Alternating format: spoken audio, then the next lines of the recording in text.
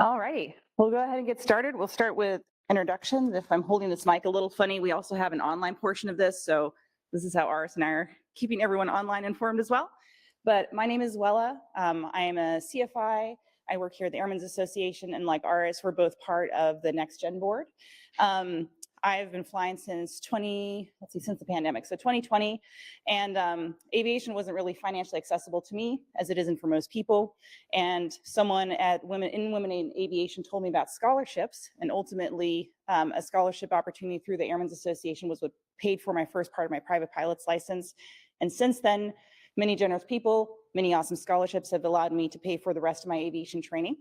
I've learned a lot throughout this journey and feel really passionate about telling people about scholarship and grant opportunities, just because I feel like everyone who's sitting in the room today, whether you're pursuing maintenance, whether you're pursuing aviation, whatever it is, like, you feel called to do this for a reason. It's not a coincidence. And I feel like if that's your calling, then there are always opportunities for you. Sometimes we just have to work to find those opportunities. But Aras and I are both here to tell you about those. I'm going to hand over the mic so Aras can tell you a little about himself. Sweet. Thank you.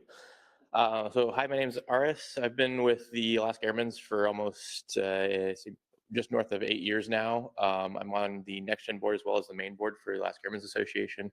I'm an AMPIA as well as a commercial pilot. A lot of help from the Alaska Airmen's prior to me joining was scholarships. I've gotten 3 scholarships through Airmen's as well as a handful through other organizations. So it's been a huge help. So hopefully we can give you the information to be able to pass that info along. Thank you. All righty. Something I could recommend for this. So the scholarship I'll be showing you today is also available online. We have a YouTube channel through the Airmen's Association. So if you didn't bring anything to write, don't have a phone on you today, you can always watch the same presentation online as well. But something that's really helpful as we go through these different slides, you're going to notice some of them have a ton of information on it. Don't be afraid to pull out your cell phone and take a photo. That's what it's here for, so you can save this information for later. What I'll be doing for this part of the presentation is just talking to you about what a successful application looks like. Both Aras and I sit on scholarship evaluation boards. So not only have we applied and received scholarships, we also now are on the other side of it and see what kind of scholarships do we receive? What is a competitive scholarship? How can you set yourself up for success? So we're going to share all that information. And that's going to be shared in the presentation. So I just encourage you to take photos when you'd like to. And if there's anything particularly important, I'll point it out. All righty. Before we jump into scholarship applications, I think it's really helpful for you all to understand some common limiting beliefs that people have going into flight training or into maintenance. I think oftentimes when we have really big dreams, we are our own biggest enemy, because we'll say, oh, I'd like to become a pilot, or I'd like to work in maintenance, or I'd like to become an AMPIA. Like, those are all big dreams that take a lot of commitment. And then maybe we'll have one person who's like, I don't think you can do that. And we talk ourselves out of the dream, or it just seems so huge that we can't imagine ever getting there. And then it feels overwhelming, and then we do something else instead. And that's a bummer, because if this thought is in your heart for a reason, like, you should definitely pursue it. And I don't know if you've ever heard the saying, but how do you eat an elephant? You eat an elephant one bite at a time. Same goes for flight training. You take one step at a time. Same goes for maintenance. So here's some common limiting beliefs that I've seen. This is specifically for flight training. But some common beliefs that people have is that if you want to fly, you have to start your training and have all the money up front. And that is definitely not true. I had no money up front, and scholarships helped me pave the path, but there are also other ways that you can get funding for that. Another common misbelief is that your private pilot's license has to cost at least $12,000 at minimum. That is also not true. There are many different ways you can approach your training, as well as your college training or your maintenance training. It just depends on where you are in life and what timeline you're on, but there's so many different options. A big one is going into debt is the only way to afford professional flight training or maintenance work. And that's a huge bummer. I think I'm from Switzerland originally, as a disclaimer, and the country I come from, we don't really believe in debt. So you have the money to do the thing, or you don't have the money and you don't do the thing. And I think in the US, debt is something that is very accepted, but I'm here to tell you that you don't have to go into a huge amount of debt to achieve a big thing. There are many different opportunities and ways to do it. So just so you know, going into any of this, like you don't have to put yourself hundreds of thousands of dollars into debt to achieve your big dreams.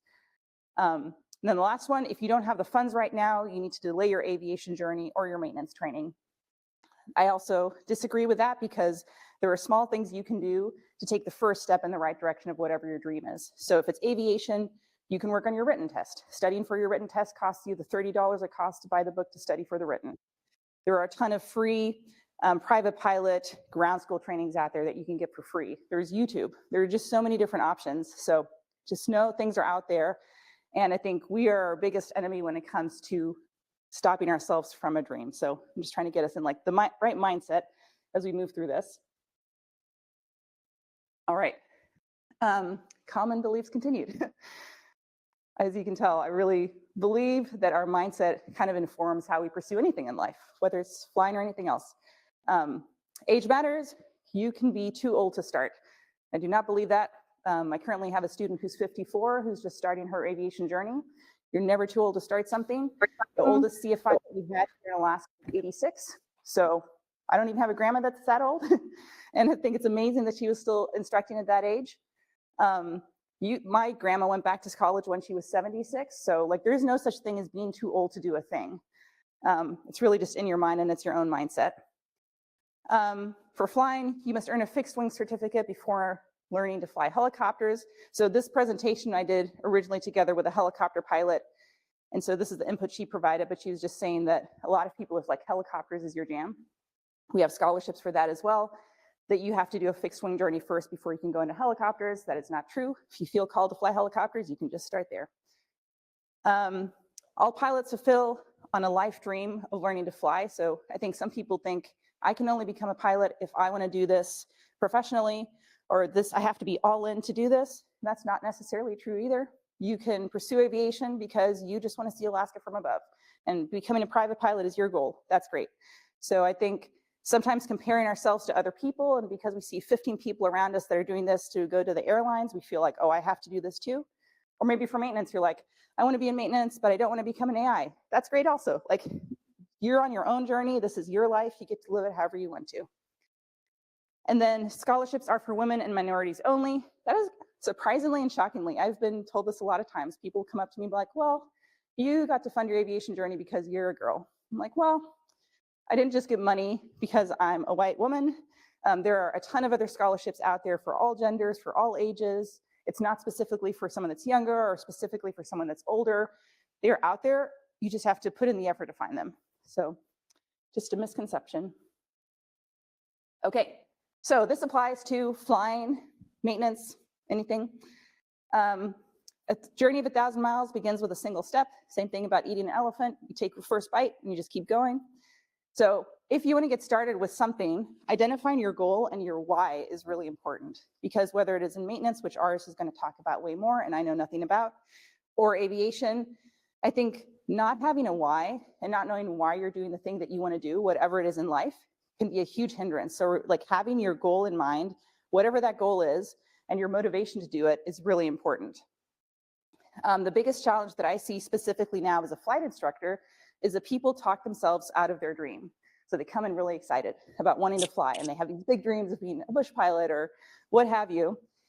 And then they might have a life event. And as we all know, life is always lifing. Like, challenging things happen when it's the most inconvenient. When you'd like to have the most time, you have the least amount of time.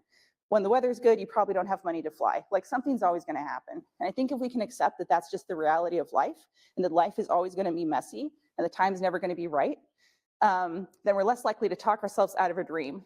And if we can remember that, like, all we have to do every day is just take a tiny little step in the right direction, like, eventually you're going to get to where you want to go.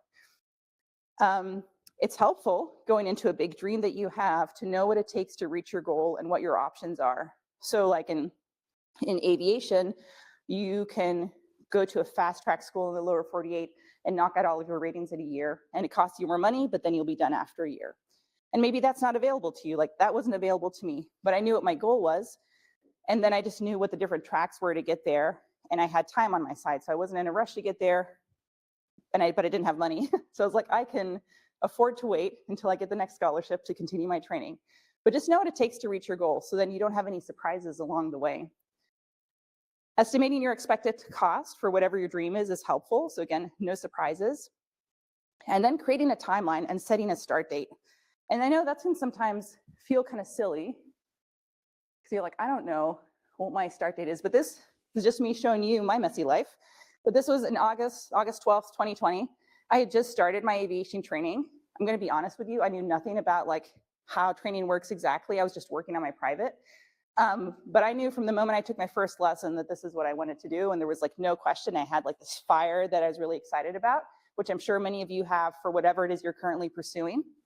You can go ahead and take a seat. Yeah, you're good. And so what I ended up doing is I was like, I know for sure this is something that I'd like to pursue. So I just created a timeline.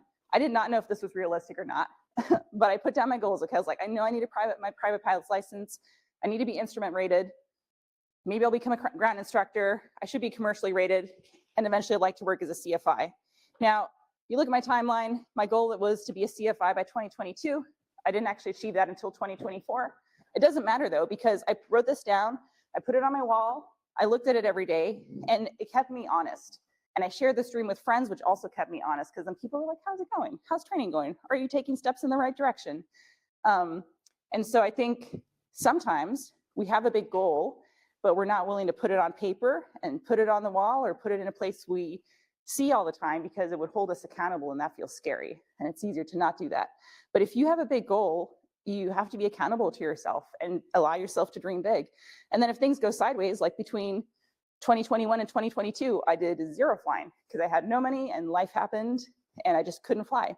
And that's okay, but I still stay true to that dream. So I just encourage you, whatever it is that you're dreaming about, that you put it somewhere where you can see it and you're reminded of it.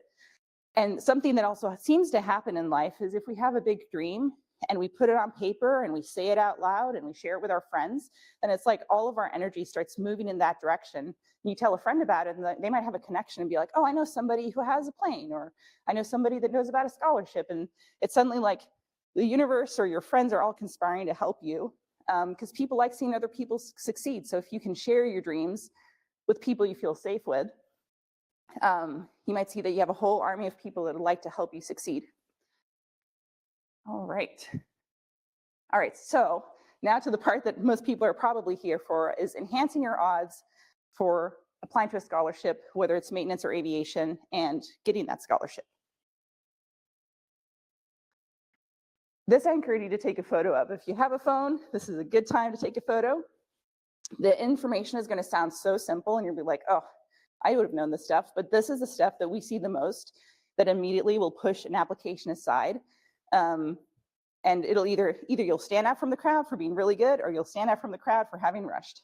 But the biggest one is read the application instructions. On any application that you apply to, maintenance, flying or otherwise, they're very clear about what your instructions are. Like they want a 500-word essay. They would like you to include 2 letters of recommendation. They would like you to have a photo of your medical or what have you. Just make sure that you do those things. I can't tell you how many times we see applications where like 3/4 of the application is great, but they forgot to include the photo of their medical, or maybe they only had 1 letter of recommendation.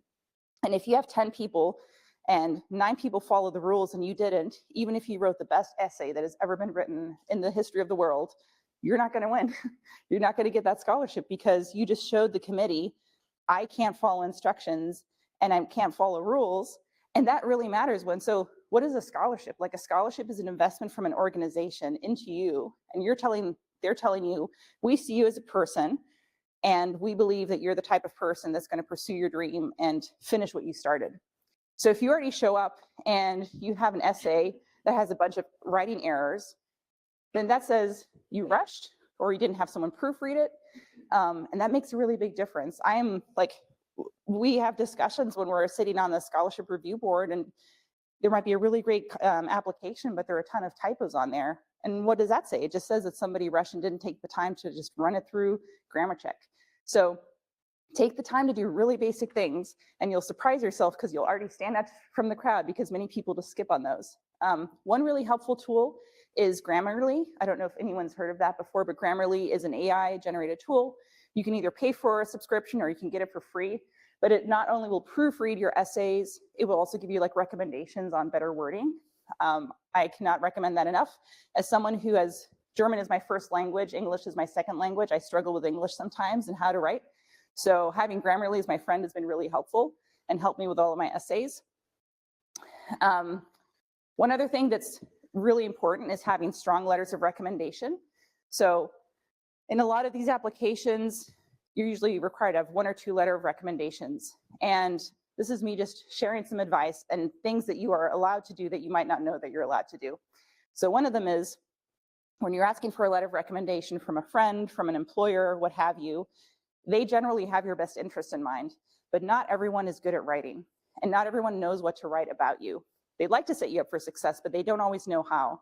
So what we oftentimes see is on Indeed, which is a job website, there's like a base letter of recommendation.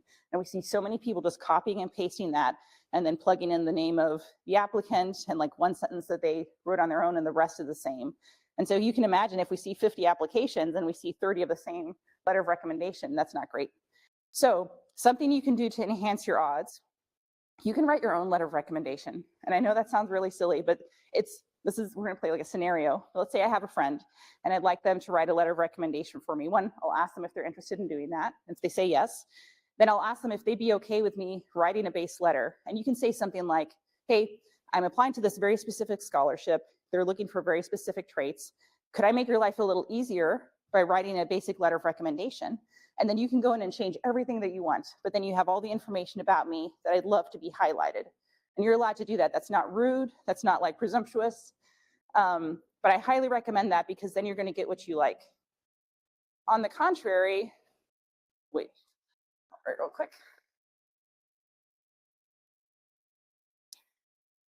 Some people might tell you, no, I don't want to do that. I'd like to write you my own letter of recommendation. That's totally okay too. But if you get this letter of recommendation, I had this situation. I had a DPE who's a friend of mine write me a letter of recommendation. It was so kind of them. That letter of recommendation had so many typos. It was not good. And so like, what do you do in that instance? Do you just leave it and not use it? I was like, I want to use this letter of recommendation because this DP, their name has weight in the community. I know it's going to matter, but this is not a great letter of recommendation. So I just went back to them and I said, would it be all right if I made some adjustments? I didn't say like fix the typos. I just said, would it be all right if I made some adjustments and made some adjustments to the wording to meet the requirements of this specific application? And they're like, oh, sure. So I never had to tell them there were 16 typos in there and I was embarrassed. I could just fix it. I sent it back to them. They signed it and everything was good. But I just want you to know you don't have to settle for a shitty letter of recommendation and you don't have to settle for the one from Indeed. And AI is an amazing tool and can already, like, if you're like, I want one pager and I want this and this and this and this to be included about myself, AI can generate something for you if that's something you'd like to use. So you have a base letter to go off of. Cool. So that's just really important. Another important part is, why are you worth investing in? So imagine that the people that are seeing your application, they probably have never met you before. So the only way that they can judge who you are is based on this letter, this packet that you're providing. That's why it matters so much that you have a good essay or that you don't have typos, because they're judging you as a person based on this piece of paper that they're getting. Something that people are looking for when they're grading these different applications is, why are you worth investing in?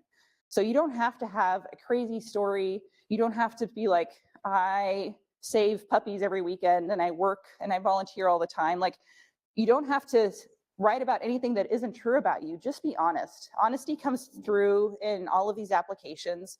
And just be honest about why you're pursuing what you're pursuing. Like, why do you want to do that? What is it about it that makes you excited? How do you want to use that to help your surroundings? And if you're not sure how to sell yourself, go talk to a friend and be like, why do you think I'm worth investing in? Because I think sometimes we feel uncomfortable writing about ourselves and we're like, oh, it's going to sound like bragging. Don't worry about that, because the piece of paper that the committee has in front of them is the only way they learn about you. So sharing your successes and what you're passionate about is important. But if you're uncomfortable doing it, have a friend write a basic essay about you. Just know that sharing your strengths is a good thing. And if you've never flown before, like the first application I applied to, I'd never been in a single engine aircraft before. I knew hardly anything about flying. I just knew that I sat in a plane once and we went on a flying bear hunt, and I thought that was the coolest thing ever. And I knew I wanted to fly. So I just talked about that experience and how it made me feel and why I felt like I could use aviation to give back to the community. And so that's what I shared. But you don't have to share anything that's untrue. You don't have to make anything sound, for aviation specifically. Sometimes we get applications where people are using like very big words to sound like they know what they're talking about. That actually sounds sillier. Like just be human and just talk about yourself and you'll be fine. Last one is diversify. So it's good to not put all your eggs in one basket. And it is not unlikely that you'll apply to a scholarship and you won't get the first one, and that's totally okay. Last year I applied to 2 scholarships and I got both. This year I applied to 2 scholarships and I got none. Like sometimes you're what the committee's looking for, sometimes you're not what the committee's looking for. So just don't get discouraged if you apply to one thing and don't get it. Like use the space application you have to apply to mini scholarships because there's so many out there, and don't let one no, turn you off from applying because there are always more opportunities. Oh, can I send a text because he hates to make telephone calls. This is so straightforward and simple, but these are some things that make a huge difference, whether it's in your flight training, your maintenance training, you're applying to scholarships. Like these are some basic human skills that are good and worth having that'll set you apart and also bring up opportunities for you. So being on time, making an effort, being high energy when you have the energy to do that, having a positive attitude if you can, like believing that God, whoever you believe in, the universe, has your best intentions in mind. Being passionate, like pursuing things that you're passionate about, using good body language, being coachable, so being open to feedback, doing a little extra. Like if you're at school, help them out. If you're working at an aviation event and volunteering, like stay a little longer to assist. Being prepared. These are like such simple life skills, but you'd be shocked how many people don't do that. This is just a simple way to set yourself apart. Yeah, it does. It really makes a big difference. Now we got to figure out how to do this. This is a little chart that Jessica, who's the helicopter pilot who I co-presented with last time, that she shared with me. I love this slide, but basically this is how you read it. So at the top you have results, at the bottom you have stagnation. So a way of thinking that limits us in life is if you think when I have something, so when I have the scholarship, then I'll fly and then I'll become a pilot. That's one way of thinking. A way I would challenge you to think instead is so that I can get a scholarship, I need to apply myself. I need to look for scholarships. I need to apply. I need to put forth effort. And I need to be, who do I need to be? I need to be the kind of person that shows up. I need to be motivated. And then I will get what I want. But I think if we start, and really, if you want to sum this down into something smaller, if we start behaving like we already have the thing that we want. So in many of your cases, if you're pursuing maintenance, if you already start behaving like you're someone who's working for a company as a mechanic, then maybe that'll shift how you show up at school. Maybe you will be ready because you want to do that for your employer. Maybe you'll do your homework and do your test. Like you will show up differently. For aviation, if you know that what you want to be is a commercially rated pilot and you want to go off and do that as a job, then if you start showing up as if you're already that person, you're going to carry yourself differently. You'll study harder, you'll make that a priority, and maybe not go to a party that you were going to do, and you'll do that instead. But if you start owning your dreams and start behaving that way instead of waiting and thinking, oh, I'll start acting that way when I get the scholarship to do the thing, then it really changes how you appear in the world. And in my own experience, and experience I've seen with other people, you get more opportunities when you show up for the thing that you want. Okay. Here's some passive things that you can do that can also be helpful. So if you're in a position, whether it's maintenance, flying, or otherwise, you want to pursue a thing, but you don't have the money for it right now. Here's some things you can do. So one, know that you're not alone. There's a whole room of people here right now that are here for a reason, probably scholarships for maintenance or aviation. So you already have other people with the same mindset. Know that we have, especially in Alaska, so many groups for aviation and otherwise that are here to support you. So for example, we're here in the Alaska Airmen's Association building. you can join as a volunteer. So you can join as a member and then volunteer for events. And guess what happens? When you show up for volunteer events and you volunteer, one, you usually get like a cool free t-shirt and some stickers and some food. But more importantly is your networking. So now you're around a bunch of like-minded people. Some of them might have planes. Some of them might be parts of clubs.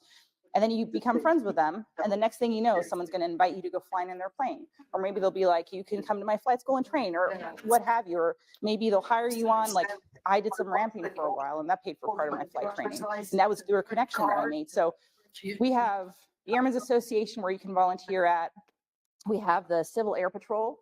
The Merrill chapters are really welcoming and open one. And you're part of it. Would you mind talking about it? It has to be an iPhone that is a 16. Asia back here is also part of the Merrill Civil Air Patrol group. Civil Air Patrol, first off, just a little history about them. They were founded as kind of like submarine hunters off of the U.S. coast during World War II. It's just a civilian auxiliary air force, basically, under the big Air Force, under the Department of Defense now war. It's all volunteer ran now. Over at Merrill, we do cadets. So that's from like 7 years old up to, I believe, 21. And then we got an adults chapter as well, where it's basically from 18 to, as long as you're still breathing, you can be part of it. It's search and rescue. It's networking. Even if you're not interested in search and rescue, for ground search and rescue or aviation related search and rescue, it's still really good hands-on of, what things you could have in your aircraft to help you be a more safer and a person who could be rescued, know how that system works, especially up here in Alaska with the RCC up here, which I kind of work with my experience in the Guard. But it's once a week, we meet over at a Merrill Field, and then there's also one here at Lake Hood, Birchwood, and I think also one on base as well. So they're just everywhere across the U.S. Once you have so many hours PIC, you can actually fly one of their aircraft for a pretty good rate of discount versus, just one of any other flight school running through them. You get a really well like-minded community who's passionate about what they do, what they volunteer for. And then, of course, you do your meeting, and then about half of the event is just talking about airplanes and what you do.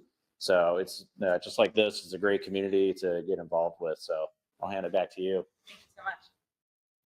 Awesome. So that's just one example of things that are available to us here in the community. Another one, especially for all of you, who all is interested in maintenance or in maintenance currently? Can you raise your hand so I have an idea? Okay. So for you specifically, if you've ever heard of CAF, we are an organization that services and maintains warbirds, so World War II aircraft. There's 3 of them over at the Land and Sea Hangar over at Wings of Freedom. So it's the Commemorative Air Force. And we're always looking for people who are into maintenance, who would like to assist with maintenance. But if you ever wanted to work on a World War II plane and also wanted to fly it, so you get to be as a passenger, just know that that's an opportunity as well. So there are just all kinds of different opportunities to join. Like in our group, for example, a lot of the pilots that we have fly for FedEx, UPS, American Airlines, who else do we have? Alaska. But you just meet these people who are a little further along in their career, whether it's aviation, like flying or maintenance, and they have connections, and they're always looking for young, motivated people who want to show up, and then they will provide so many different opportunities to you. So just know that that exists. Okay, and these are just some more mindset things, and I know I've talked a lot about this, but honestly, mindset is the foundation of any dream that you have. So the magic of inertia, just get started, take those first few steps and get the momentum going, and the rest will follow. So all of you are already doing that this evening. You showed up, you came to this event. Good job. So you're already taking steps in the right direction. You're setting yourself up to get a scholarship. You're going to maybe meet some new people, make some new connections. So just keep doing that, and chances are things are going to work out. When you're applying to scholarships, get vulnerable and tell your story. Real people are reading your application, and what you have to say matters. So again, don't feel like you have to pretend to be someone that you're not. Don't feel like you have to use big words if those aren't the words you use in your everyday life. If you're a poet that uses big words, do that. But if that's not you, just be real and try to not have typos, and that you'll be on the path to success. Believe in abundance. There is always enough to go around. And I don't know what everyone's beliefs are here, but I truly believe that there's no such thing as not enough. And if we walk through the world believing that there is enough, somehow it all ends up working out. So believe what you like. I just encourage this one. And then pay it forward. So we can't help everyone, but everyone can help someone. This is also something other than doing this as a human is a good idea. It looks really great on your application. If you're the type of person that volunteers, that goes out and gives back to their community, that is going to set you up for success in your application. So if you have your application, they ask for like extracurricular activities. If you help out once a month with an Airmen's Association event, that's a really easy one too. Like easy one to do, then we already know your face and like it just sets you up for success. But just in general, like help out with CAF, go help out at your local church, whatever it is. But investing in your community not only enriches your own life and helps your community, it also looks good when you apply to scholarships. Okay. Now these are slides I'm going to go through fairly fast. If you have a cell phone, this is a good one to take photos of. These are just some ways that you can pay. This is specifically for flight training, but know that these options are available to you. So when we come to the more specifics of how to pay for flight training, a lot of flight schools allow you to bundle lessons for a discount. So you can buy like 10 lessons at a time and you'll get the 11th lesson for free. Or like at the flight school I teach at, if you get a membership that costs, I think it's like $200 or $300, then you get a certain amount off every flight, which ultimately pays off. Most flight schools have flight school employment opportunities, and this implies whether you want to fly or you want to work as a mechanic. They're always looking for help. They're always short-staffed. So there's always a way to use that to pay for some of your flight training and get additional discounts. So I did this when I was working on my private. I was a ramper, and then I also helped people apply to scholarships, and that helped pay for part of my rating. Instructing ground school lessons. You don't have to be a CFI to instruct ground school lessons. You can become certified as a ground school instructor and use that as a side income. And then get involved in volunteer, which we already harped on. But when you get involved in the area that you're passionate about, so in this case, aviation, it just opens doors for you. And we live in a state where aviation is the cornerstone of this community. It's a necessary need. Like we don't have a big road system. Airplanes are important and will always be needed. And so because of that, there are so many different opportunities. And if you just show up and volunteer, chances are other doors are going to open. Like Civil Air Patrol, there's so many people there that volunteer for search and rescue, but also are active working for different airlines or for Grand Aviation. And they might, you might have a connection there and that'll get you a job later on down the line. So don't be afraid to build those connections sooner rather than later, because in my own experience, and I'm pretty sure you probably echo that, like the human factor, especially in Alaska, plays a big deal and has a big impact. So if someone knows how you are as a person, and then 2 years later you want to go work for that organization, you are much more likely to get the job than someone new off the streets that they've never met before. All right. Okay, and you can just take photos of this. So these are some scholarships that are locally available to all of you. The Alaska Airmen's Association, I think last year was like close to $100,000 that we gave out. Okay, and the north of 100,000 scholarships or money worth of scholarships was given out, and it's in January where you can start applying, and then it ends in February or March. March 1st. Okay. Yeah, so this will be springtime, but if you would have put it on your Google Calendar, like the way I usually make sure that I stay on top of these scholarships, because no one's going to send you a reminder. Although if you are a member of the Airmen's Association, you will get a reminder about the scholarships. I usually just put it on my Google Calendar, and then I have a reminder set for myself so I know when to apply. The Dream to Fly Jeff Chang Scholarship is a local one for Alaska as well. And I think it's through the Alaska Community Foundation? But if you look it up, it'll pop right up. The Alaska Aviation Safety Foundation, their scholarship is during the summertime. They usually give out 3. Then Sky Sisters of Alaska, that's an organization I'm part of. We give out 2 scholarships a year, one for fixed wing, one for rotorcraft. So anyone wanting to pursue helicopter training, that one's specifically for women. And then something that all of you should know about, because it applies for you, whether you want to become a pilot or you want to be in maintenance, the Alaska STEP grant. So the Alaska STEP grant is offered through the Department of Labor. It's always dependent on how our government is doing financially, but generally, because aviation and maintenance are a cornerstone of the state, they actually have a program through the Department of Labor where you can get a grant, which you don't have to pay back, that'll pay for you to get your job. So as a mechanic, let's say you go through UAA and you finish up your training, or UAF, and now you're done. You're like, this is great. And now you want to start working, but in order to work, you need a toolkit. And maybe the toolkit costs like $5,000. I'm making up numbers because I don't know. But let's say that's what it was. The STEP grant, you can apply for that. And the sole purpose of this grant is to get you from not being employable to being employable. And if the one boundary for you to get your job is this toolkit that you need, this grant will pay for it. So it's something to know about. And you get that through the Department of Labor. In aviation, because aviation is an important part of our community, the STEP grant can help pay you to get from where you are as a pilot. So you have to have at least 200 hours. You have to have your private and instrument rating. But in order for you to be employable as a pilot, you need to be commercially rated. The grant can cover that. For me, the grant covered my commercial training and my CFI training. And what I owed them in return was I needed to get a job. So all of this is contingent on you getting employment, but just know that it's available. They don't advertise it, but if you reach out to the Department of Labor and just say, I'm interested in the STEP grant, then know that that's available to you. It's usually based on income, but I've yet to see someone get turned down for it. So if you like are secretly also a doctor and make millions of dollars, like maybe you won't qualify because probably you can fund yourself. But I don't think anyone in here is a doctor. So, okay, cool. And yeah, so that's just a great opportunity available to you. It's not advertised, and it helps many people get to where you need to go.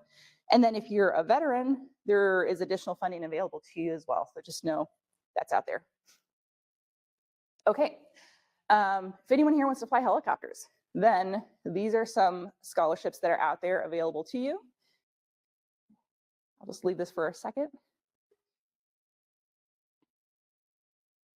And again, this whole scholarship is available online. So you can see all of these resources there as well if you didn't get a chance to take photos. Okay, these scholarships are specifically for women, and we did our best to include when the deadlines are. We didn't do it everywhere, but these are some of the biggest ones that we know of that either we've gotten or know people that have gotten.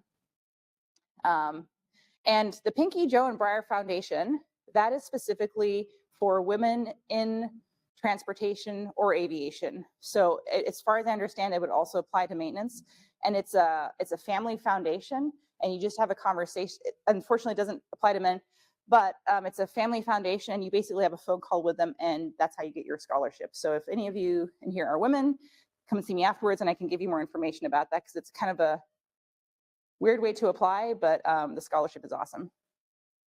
Okay. Moving on, here are some other scholarships. Again, you can just take a photo of it. For most of them, we have the application deadlines. And what I should note is that these are just some of them. These are just basic ones that we've used and that we've been able to take advantage of, or we know people that have used them. But there are so many more scholarships out there. Like, use Google as your friend, or whatever internet search machine you use, and chances are there's a scholarship for whatever it is that you're doing. Also, there are different organizations like, I don't know if it's MTA or MEA in Alaska, but they give scholarships for trades. So whenever you see a trade scholarship, know that aviation is a trade skill, and so is maintenance. So if you see a trade scholarship, you can apply to that, even though if it doesn't specifically say maintenance and it doesn't specifically say flying. Don't be afraid to reach out to organizations that offer scholarships and ask them, hey, this is the career I'm pursuing. Would this scholarship apply to me? And 9 times out of 10, they're going to say yes. So, all right. This is also just one you can take a photo of if you'd like. These are some ways that you can keep track of scholarships that you've applied to, and how to keep track of scholarships that you want to apply to. So if you have time, sometime in the upcoming weeks, you can sit down and go through all these different names of scholarships and figure out how much is the scholarship for, when is it due, who is it offered by, and then you just kind of have a spreadsheet and you can work through that throughout the year. And then if you do win a scholarship, this is a big one. If you win a scholarship and someone decided you're the type of person we'd like to invest in, please write a thank you letter. Like someone, a person, an organization has decided we think you're worth, this amount of money, and it's usually a pretty generous amount. Remember to say thank you. It's such a simple gesture. You can just write an email, or you do your training and you send them a little note and say, this is how your scholarship helped me. The reason why this is so important is because these people that are giving their time and their money to invest in everyone else, they want to know, one, that it's making a difference, and then they'll be encouraged to continue to do it. And then if you got the scholarship and you said thank you, and you said, this is how it helped me in my life, there's a chance you're going to win another one. So I've won a scholarship through the Alaska Airmen's Association 3 times. And some of that is because I made sure to say thank you, and I showed up and I was present, and they knew, oh, Wella is like working along her aviation journey. And I'm sure the same goes for Aras. If you show up and show that you're serious about whatever it is you're pursuing, people want to invest in you. People want to invest in people that are serious about whatever it is they're passionate about. So just a thing to remember. All right, this is a quote from Jessica, the helicopter pilot, but I really like it. If you fail, never give up, because fail means first attempt in learning. End is not the end, because end means effort never dies. And if you get a no as an answer, remember no means next opportunity. So just remember not to be your own worst enemy. Like, we're gonna fail. Failing is a part of learning. As you're going through flight training, or as you're going through your maintenance training right now, you're gonna make mistakes because you're a student. Like, you're supposed to make mistakes. That's how we learn. Like when you were a baby, you didn't just suddenly one day stand up and walk around the room, or maybe you did, but like I didn't. I fell down a lot. And that's how we learn.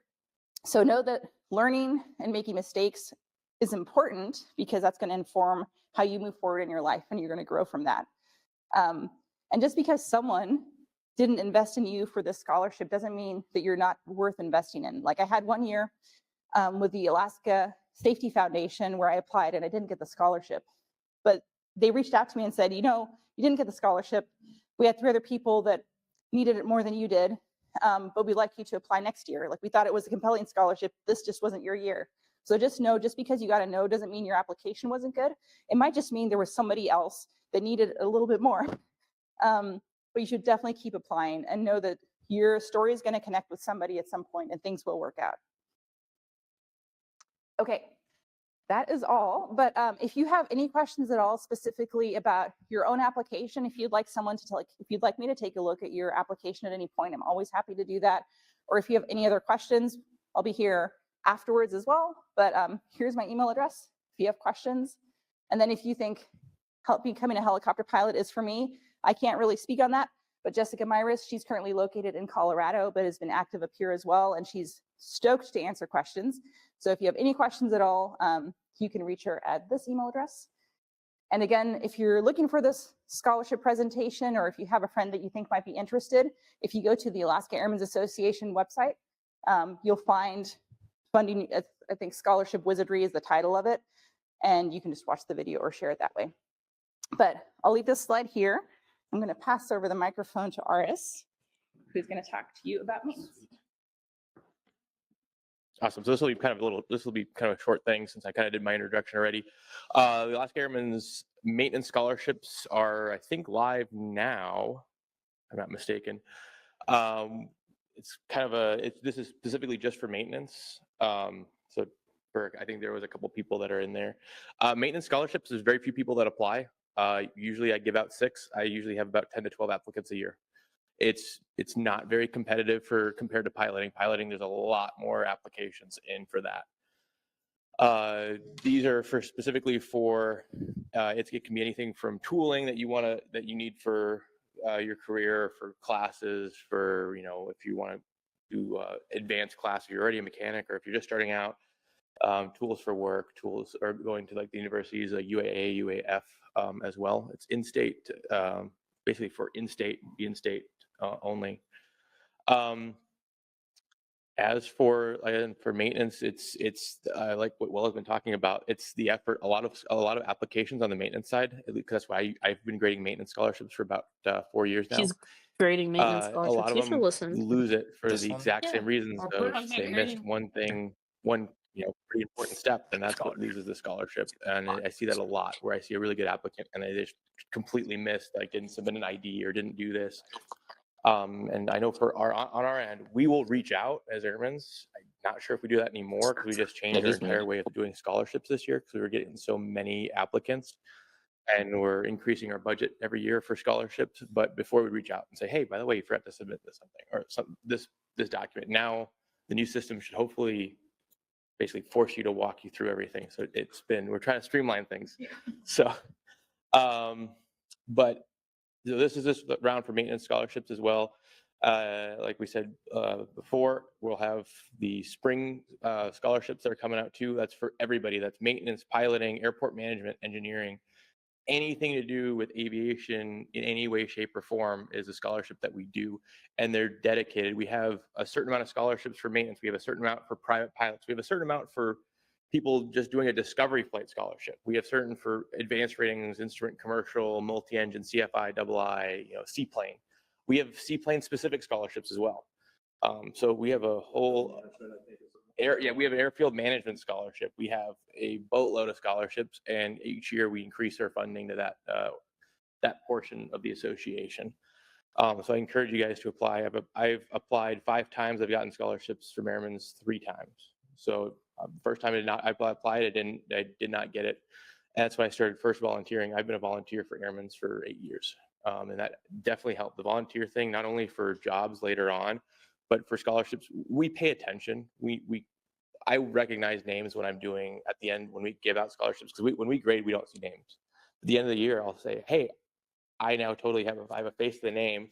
Like, oh yeah, you've been volunteering, because it'll show up like, hey, you've been volunteering for this organization, that organization. That's a huge deal for us because it gives us some form of commitment that we see putting up the effort. Yeah, go for it. What does the volunteering look like? How do you start doing it? So for at least, I'll speak for airmen specifically. Volunteering could be like today, like help setting up chairs, taking down things after events. We do barbecues once a month. During the summer months, it's the last Thursday of every month. We'll do a kind of a social get together barbecue, and it's maybe signing up and saying, hey, I want to grill out, or just showing up early to help set up. It's not supposed to be it doesn't have to be super formal. I usually just when I started it, I just show up and say, hey, what can I do to help? Like 30 minutes early and just introduce yourself. Just offer your help and your assistance anywhere before and or after, whenever you can. I don't know if they can hear me, but just putting yourself out there with any group or even the airmen's, people will slowly and almost like every single time they will see and recognize you, and you'll definitely be on their radar for whatever happens, whether that's, hey, I've got a person with an airplane that wants to go fly with you, or if you want to go fly with them, or some other job opportunity down the road, or what have you. So I see it in myself and my job over at the Alaska Air Guard here at the Airmen's Association, the Civil Air Patrol. Branching yourself out definitely helps in the networking. So it pays off. Can we have Aisha speak on volunteering real quick? Because you work with the Airmen's Association. We'll give you the microphone, but because I know we've just changed how we do it with the volunteer form and how they can get that information. Like, how do they know about events through the Airmen's Association? So the question is, The question is, one, how do they find out about events they can volunteer at? And then yes. what is the form that we have to fill out for volunteering? yeah. So on our website, if you go to the top bar, it'll say Next Gen, and then it'll say Volunteer Opportunity. You just go down, you click on that, and all of the volunteer opportunities will pop up on there. So you do have to be a member, and you just log into your member account, and then it's pretty easy. You can sign up for all different types of shifts. We have like people who grill, people who help us set up for events like this. The gathering is their biggest volunteer opportunity. So yeah. So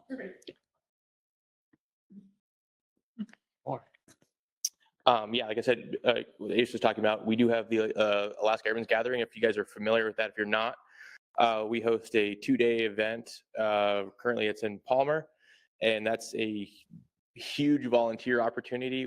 There's a staff of what? There's 4, 5 now? 5? Yes. Perfect. should keep up on that. I can't remember too. It's really, I mean, it's a huge thing on the staff side of things to get it going, but also without the volunteers that we have for that event, it truly would not be possible. There are so many sections we have. I mean, we have 50 plus volunteers, I think, a year, at least.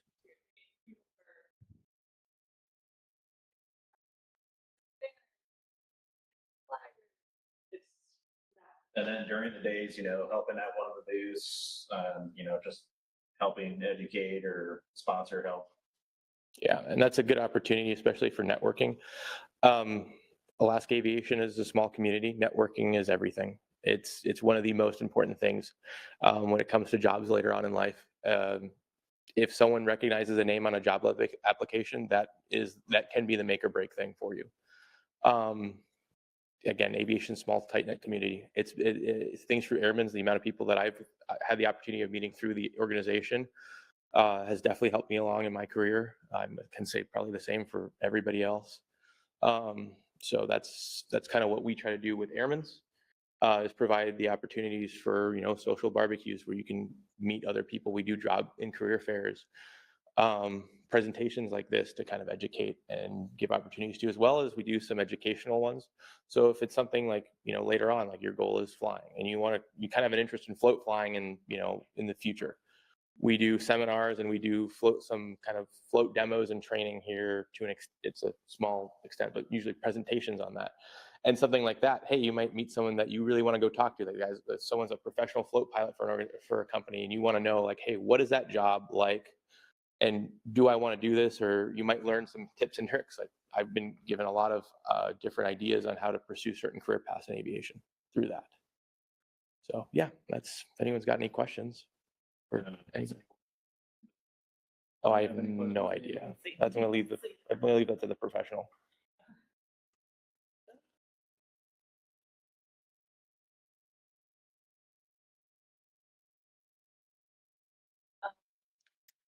See. If anyone online has questions, you can just write them in the little chat box and we'll pay attention here. Okay, while we're waiting on them, does anyone else have questions about scholarship applications or anything else that we talked about this evening? Okay, let's see. To elaborate on let's see, what was the first question? Is there events in Fairbanks, Alaska, or only in Anchorage? It's for Zoom questions, so I probably shouldn't use the mic. We do events all over the state. So I've gone down to, I've done events in Juneau. We've done events. We did, I want to say 3 events up in Fairbanks. We're in the Kenai Peninsula all the time, up in the valley all the time. Oh, perfect. Priscilla's in Fairbanks. So there you go. Is she doing another event? Okay. So yeah, so we're all over the state. So there's opportunities all over the place for that. Let's see. First questions. It's 13 p.m. to apply. We do have, I should know this off the top of my head. There is a minimum age for scholarships for Airmen's. I want to say it's. I want to say it's 16. Yeah, That 16, I think, is the number for that. but for Civil Air Patrol, I know for Civil Air Patrol, you can join the cadet program and then you get like free flights. Yep. Yeah. So for the Civil Air Patrol, for the cadet program, they're allotted once they join 3 free discovery flights. Glider training. And they have an opportunity for glider training up in Birchwood, and then also, I believe, private pilot as well. I've seen and heard a few individuals over on the youth side over at Merrill Field Civil Air Patrol program going through those. So it's actually really cool to see that, even though they're under the age of 16 or whatever, like our scholarship age requirements are, the people still can start super young and start their aviation program and get that ball rolling. Let's see, what about veteran scholarships? So I can answer a little bit about that. I think the VA does some sort of scholarships or grants. To my understanding, once you have your private pilot rating, they'll help you get additional, do you know a little Yeah, bit I more? do. Okay. Yeah. So for the veterans portion, so there's something for anyone here who's a veteran. There's the VRNE program through the VA. And so that's, you can either use your post 9/11 GI Bill for training, or the VRNE is, even if you have your post 9/11 GI Bill, it's just a way to further your education so that you can get employment. The whole point of it is for you to get employable. Even if you already have a degree, but maybe you want to change your career field, or you've decided you're passionate about flying, or you're passionate about maintenance, VRNE can help you. And if you just go to the VA website and look that up, you can learn more about it. But that is available to you, and it can pay for your entire flight training. It can pay for your maintenance training. The other thing that is available scholarship wise, I think that was also on there, is there's Stripes to Bars is an organization out of Colorado. They give scholarships specifically to veterans and veteran spouses. Just look up the organization. It is supposed to be aviation specific. It may also extend to maintenance. I'm not sure about that, but I know that it is for flying. And there are other veteran organizations out there. So if you Google aviation scholarship and veteran, more things will pop up. Stripes to Bars is just the one that I'm personally familiar with. You don't have to live in Colorado to apply. I got that scholarship multiple years, and they're the same thing. If you show up and you're active, I work as one of their mentors now, then you're more likely to get a scholarship. So just show up and ask questions, and it'll probably work out. Acquiring about scholarships. Everybody, essentially, most everybody. Has. Yeah. That's we have it for airmen's. That would be under advanced ratings, if I'm not mistaken. Yeah. The instrument. Yeah, anything after private or after, yeah.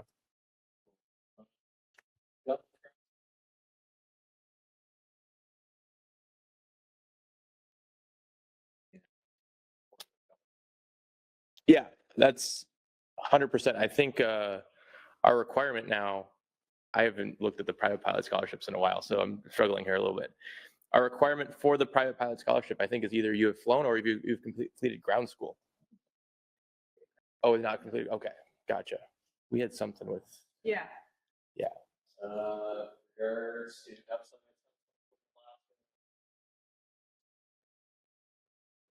Websites for the outside the Anchorage Bowl for those events. Yes, yeah. All our events are listed on the Airman's website. So we do a scholarship outreach event specifically in Juneau. I was there a couple of months ago for that event. Yeah, I think I did it in February. That sounds about right. And the easiest way to get those notifications for all of those events is become a member. And so if you look at the different membership tiers, they usually have a discounted membership. Is that still the case for students? Yeah, so there's a discounted membership tier for students. If you sign up as a member, you're going to get these email updates. And then also if you just subscribe to like social media on the Instagram page, you'll get updates. And I think on Facebook as well. Yeah. Right? Yeah. And the student, the student one is an age bracket, so it's up to 24. Okay. Yep. So up to 24, you can get a discounted rate. But either way, it's not super expensive, but that's one way that you can get all the notifications. So you can for fun if you're just the dream but don't know much yet or where to go. I would love to help you. Shoot me an email. So yeah, anyone at the Airmen's Association, like on our board, so the three of us that are here today, like we're always happy to help and talk to you. You can send an email to info@alaskaairmensassociation.com. .org, I should know that. Go to, yeah, if you can't remember the email address, just go to the main website. But if you ask your question and send it to the main email address, someone will help you. Whether it's someone from our board, we have 2 different boards, someone will reach out and point you in the right direction and give you resources. Couldn't quite hear about the question about 13, if that was being too young. Quite curious. Oh yeah, for the Alaska Airmen's Scholarship specifically, that's the only one I can really talk to since I know that scholarship pretty well. We have a minimum age, and I want to say it's 16 years old because that's the minimum age you can start flying, or you can get a student pilot's license for fixed. You can solo, I guess, is the time. So we kind of base it on, we want it to be linear training, so we try to promote that.